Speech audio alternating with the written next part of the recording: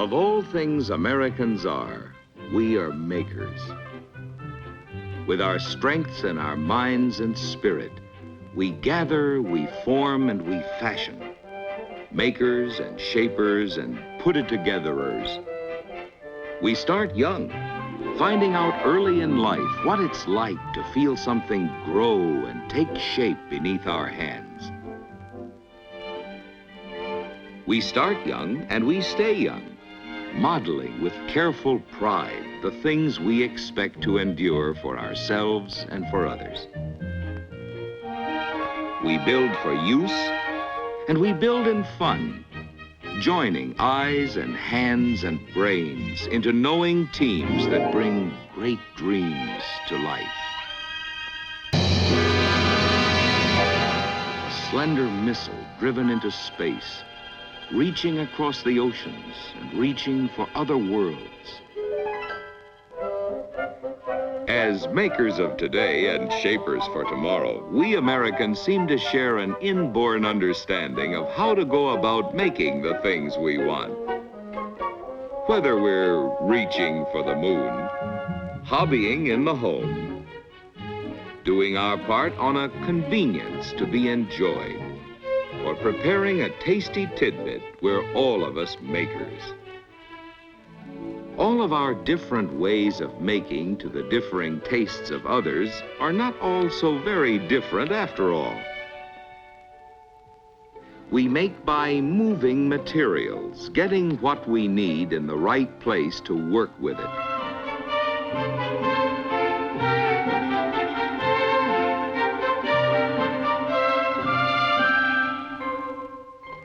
We make by removing material, getting rid of what isn't needed.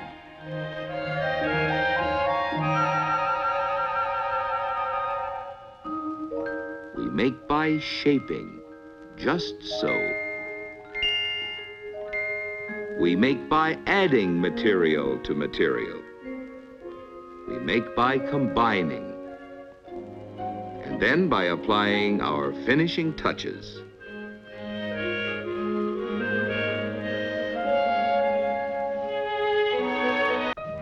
That's the way we make things. Make them right and make them to the user's satisfaction.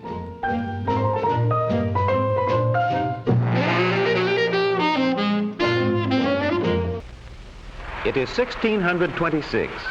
Along the rocky New England coast, there are several new settlements. It's a small community numbering scarcely more than 30 people. Robert Trent here is a fisherman. He built this bark wigwam with Albert Sims and Jason Conway. As yet, there are few women in Nomkeg. The beds are hung up like this every morning, but the fire's dying out is a rare occurrence. Over at the Fox dugout nearby, morning tasks are likewise underway. Mr. Fox is hewing newly felled fir. That's something that has to be done in carving a home out of a wilderness. Lucinda Fox is grinding Indian corn, a food important to all the settlers, while Brother Oliver milks the family goat, a highly prized possession brought from England. And now, Jason has laid the new fire and must borrow a live ember to light it. Here he is at the Fox place. Would there be an ember in your fire for some careless bachelors, John? That there would, Jason, and you'll be welcome. Do but speak of it to Susan. The Nomkeg settlers share dangers together, and they gladly share comforts too. In the gardens of the settlement, medicinal herbs are grown, some of local origin and others transplanted from England. Mistress Lane, who is skilled in their preparation and use, supervises a selection to be used in a special broth. Later, she carries her preparation to a case of serious illness in the home of Harold Perry. Here is a draught of herbs, fresh brewed for Mistress Perry. 'Tis most timely and welcome, for the pain is still sharp. Yes, there is still sickness, and there is still the helpfulness of neighbor toward neighbor. There has to be in a new land where the settlers face the uncertainties of a new way of life.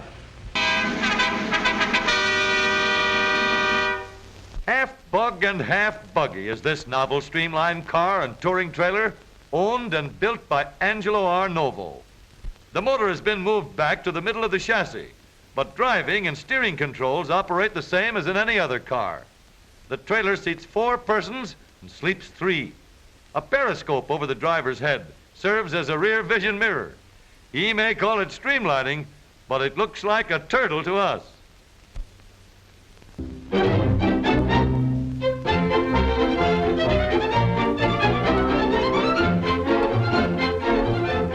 Peanuts, popcorn, chewing gum, and Cracker Jack, a prize in each and every pack. Hey, Skinny, circus is in town and the balloon's loose.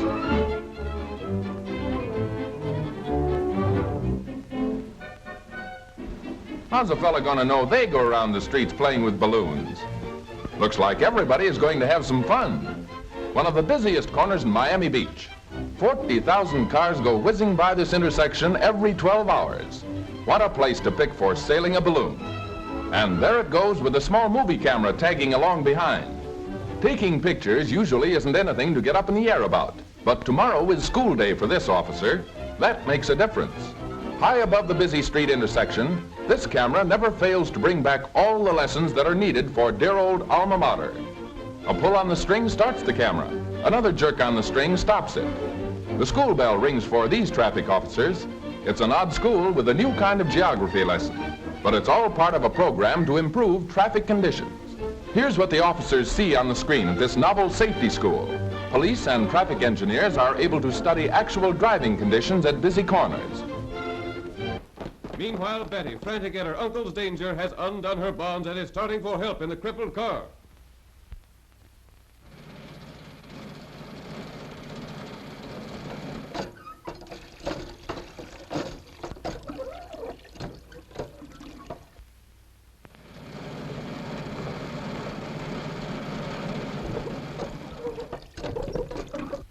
Sheriff Tom, hurry, hurry. Betty, where's your Uncle Pete? We were held up, Tom. 3 men. They took the Flying B payroll and headed up toward Pine Gap, and they took Uncle with them. Come on in the house quick. We'll get the boys together and we'll go after them. No, I'll take the jitney into town and get my car. All right, Betty.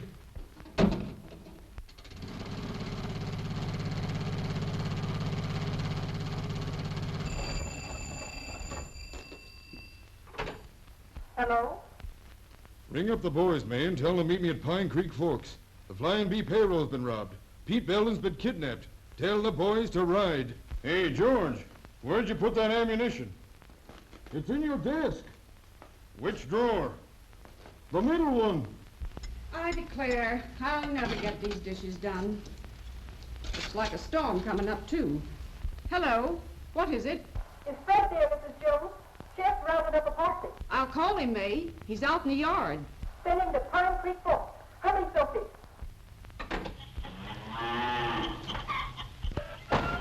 Fred!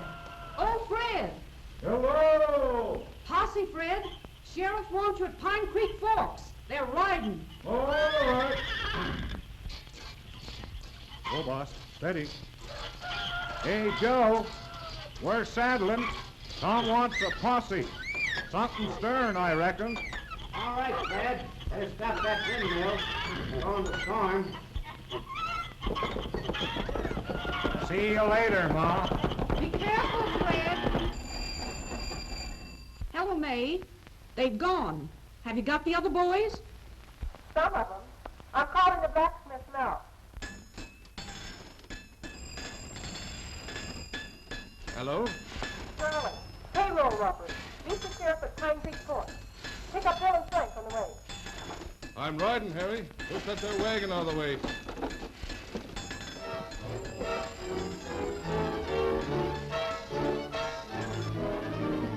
Where's your pa, Junior? He's back on the far section with the reaper. Hey there, Bill. Get down off of that. I can't hear you. Wait a minute. No! What you say? Somebody held up the jitney. Probably the Hicks gang. Bring your horse. They've headed for Pine Creek. Guess they're going through the gap. Hurry up and I'll meet you at Frank's. And so, as the storm breaks around them, the sheriff's posse gathers at Pine Creek Forks, prepared for action.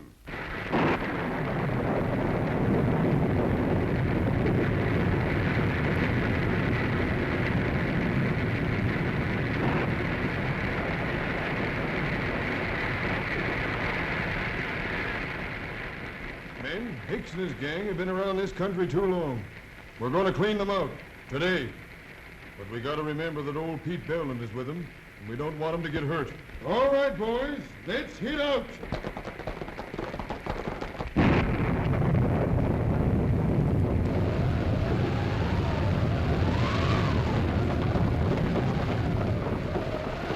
Come on, men. We're gaining on them.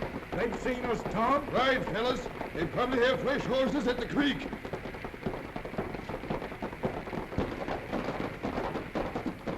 Hold up there. We'll set fire to the gap and stop. Whoa! Slim, you chop a couple of them small trees. Right. We'll spread a fire they can't get through. These are pretty green for burning, Sam. Grass is dry as tinder here. That'll get it started. Shorty, you get some of that dead wood burning in a hurry. Grass is catching on. It's dry, all right. How about the trees, Slim? Out ready? Move back. She's coming now.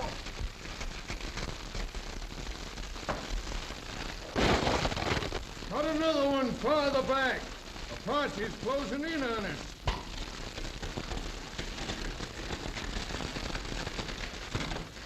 Here they come. We better hold them off till this fire gets too hot to cross. Slim, Shorty, over that side. That fire's sure too hot for us, Sheriff. And they can get out of range anytime they want to mount. Looks like they'll give us a slip. Why couldn't you get through in my car, Sheriff? They might do something to Uncle if we don't hurry. I'll bet we could get through in the car if we got a good start. It's worth a try. Who'll drive it? Don't forget he's my uncle, Sheriff. I'll drive it through myself. You'll drive nothing. Get out and get behind the trees. They're mounting up, Sheriff. They're heading down the creek. All right, Jack, let's go. Two of you men come with us. The rest of you keep firing.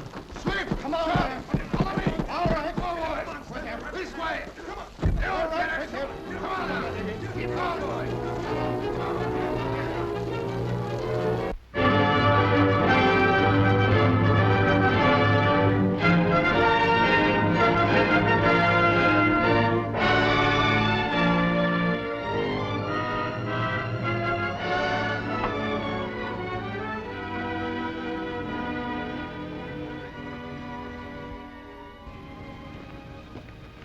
There, miss. You see, the heterodynes are feeding back into the stimulus reaction activators, causing non-snaps of the motor control resistor units. Oh, that's good. No, lady, that's bad. But your regenerative circuits are tuned asynchronously, and that causes concatenation in the intermediate amplifiers. Well, that's bad, isn't it? No, that's good. From now on, I don't think there'll be the slightest trouble with your robot. Your domestic problems are completely solved. Well, thank you very much. That's perfectly all right. And if there's anything else you want to know about your robot, don't hesitate to give us a ring. Good day.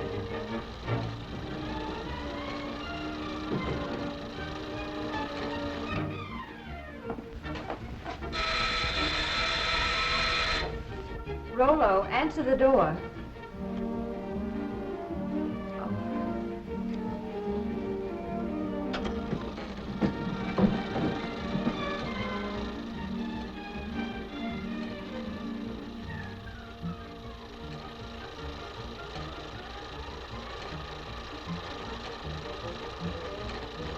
Sign here.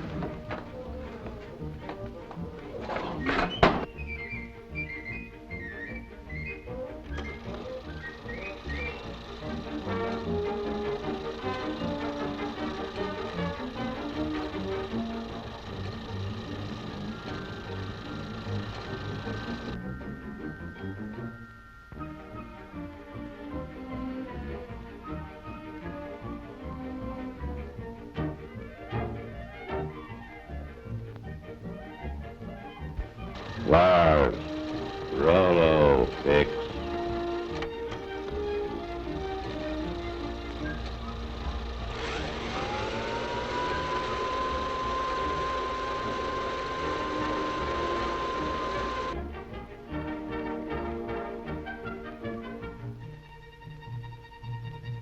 Yes, ma'am. Rolo, get.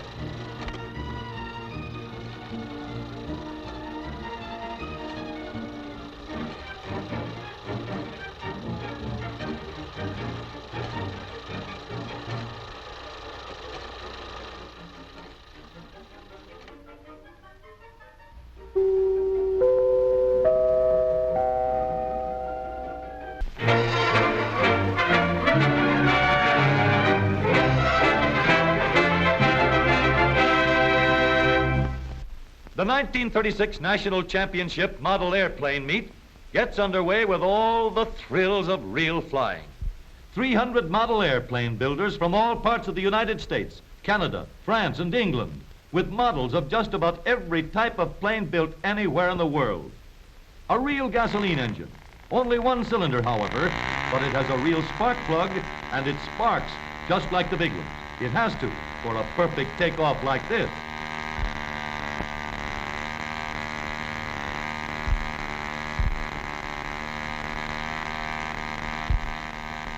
Look out below.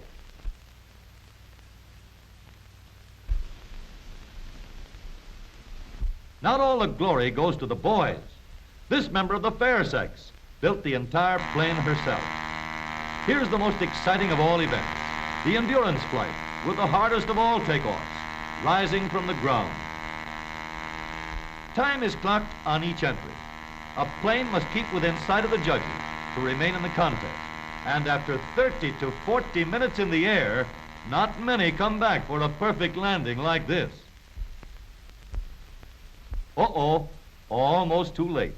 The family car seems to have been converted into an airplane carrier.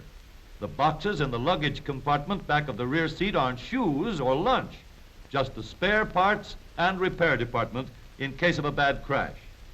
Got to weigh in first to figure out the fuel supply. A half ounce of gasoline for every pound of plane. 4 drops less than a teaspoonful. At that rate, he gets about 412 miles to the gallon. There's a simple adjustment on the motor to fit the grade of gasoline, just like the octane selector on Dad's car.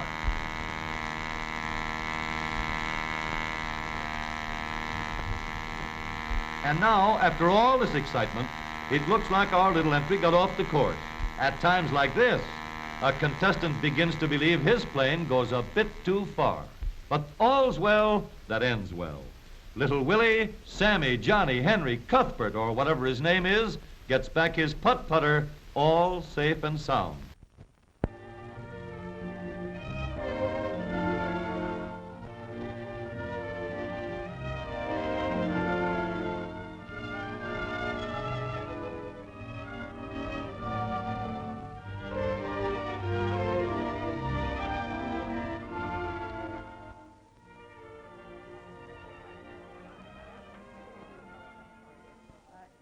In class, it's not so bad. But when school's out and the others go off to enjoy themselves, well, if you're what they call a shy guy, that's when you really feel it. The awful loneliness of being new in town. You don't know how to make people like you, and you find yourself holding a grudge against them. You're standing on the outside looking in. You might have something to contribute to their conversation, but nobody cares whether you do or not. There's a barrier, and you don't know how to begin breaking it down. You imagine they keep watching the way you look, the way you act. So you head for home. What else? But still, you can't forget that you're alone, an outsider. Hello, Phil. How's everything? Oh, okay, I guess, Dad. And how's your record transmitter and microphone coming? Oh, all right, I guess. I know it isn't either. I can't figure out where to connect in the oscillator.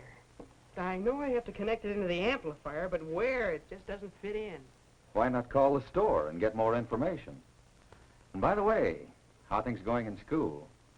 Oh, okay, Dad. But school here isn't like it was back in Morristown. Well, you know, son, maybe school is like your radio. This oscillator will do its work well. But as you said, you still have to fit it in so it can work with all the other parts. I know what you're driving at, Dad, but I don't think I ever will fit in, not here. I'm different from the guys in this town. Well, as far as that goes, Phil, everybody's different. That's what makes people interesting. Maybe. You know, when we moved here this summer, I had quite a time making friends in a new office where everybody else knew each other. What'd you do, Dad? Well, that's beside the point, son. What works for one doesn't necessarily work for another. But I bet the other men didn't look at your clothes all the time. Well, what makes you think they look at your clothes? Oh, because the other fellas wear sweaters or just shirts. Not a regular suit like mine. Well, wear a sweater then. The clothes alone won't... Phil, what about the other fellows? What do they do? What do they like? Gosh, Dad, I don't know. I never noticed. Only I know it's not radios. I can't quite decide. Why don't you wear that blue and white striped dress with Jake? I love the way it's made. Hey, don't tell me you two are still talking clothes. Was this a plot to squelch all males present?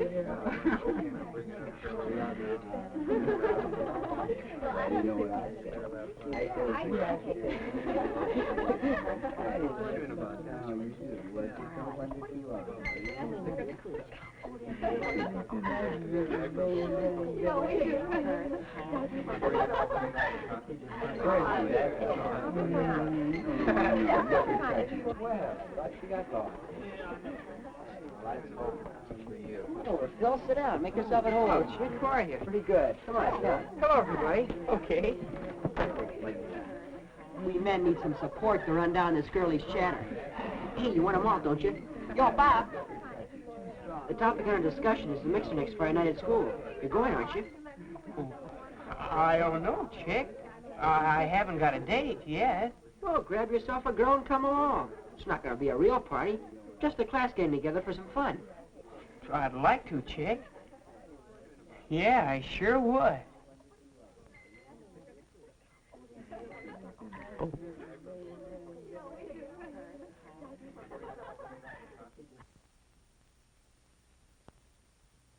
Yeah, sure would be something to take Mary Lou to the mixer.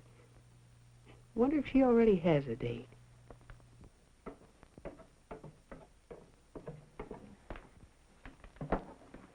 Well, how's the oscillator coming along? Hi, Dad. Oh, I haven't quite got it working yet. But, you know that other business we were talking about? Well, I've been following your advice. How about it? Find out anything? Yeah, Dad, I think I did. It looks like people who get along best with other people are, well, the people who think about the other guy. They make a point of listening to what others have to say and watching for ways to do things for them.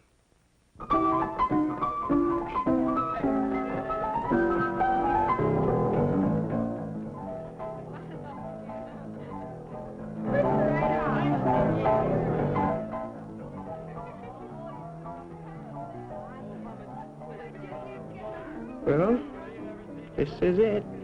Sink or swim. Oh, there's Mary Lou. She did come with another guy. Beezy Barnes.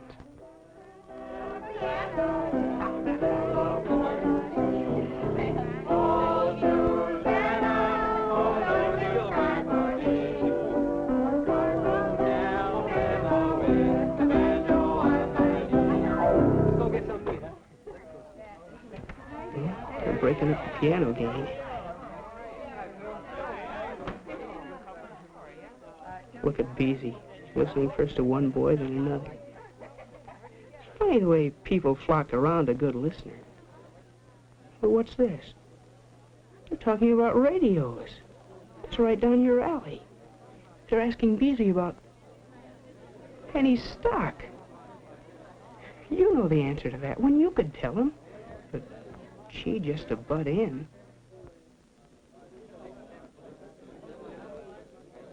Beezy's still stuck. He really needs help. Help. That's it. An offer of help. That's welcome anywhere. It's not hard to fit yourself into a conversation. A mention of a similar problem in connection with the record player. They're interested in that record player. They are interested in that shy guy. They know he's alive now. And, strangely enough, he's just discovered that they're alive. Of course they'd like to see the record player. Of course they'll come over. Tomorrow afternoon. I just have to do a little more soldering and connect the oscillator into the amplifier and everything will fit in. Oh, Phil, could you have it ready by next week and bring it over to my house? I guess so. Some of the gang's coming over Thursday night, and we could have a lot of fun with it. You will come, won't you? Well, one shy guy is on his way. Not that his worries are over. He'll still have his moments of doubt, of hesitation, of fear that he might do something wrong. But he can face these problems now because he knows that he's not really different. And while he's discovered only a few of many ways to overcome shyness, he's discovered that it can be done. And that's the main thing, isn't it?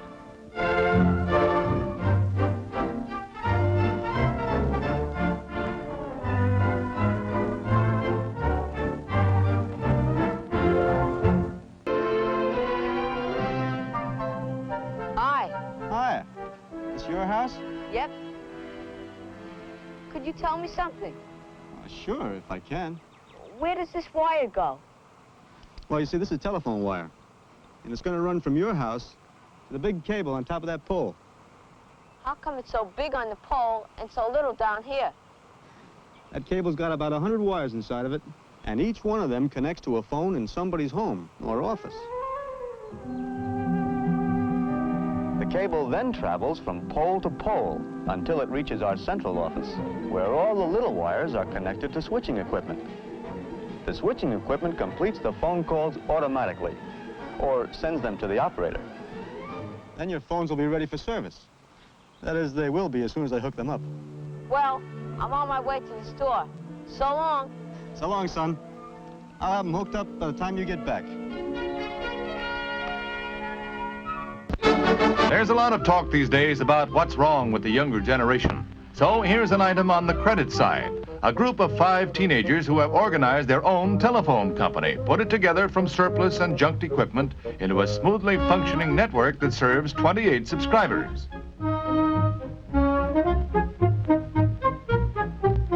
They string wires and install phones themselves, too. So far, the service is free. The young businessmen engineers behind it all have put up the little cash they needed, and the still growing system already has 2 exchanges in Kensington and El Cerrito. Think of those lucky homes with a private wire to handle those marathon teenage phone calls. There's community service for you.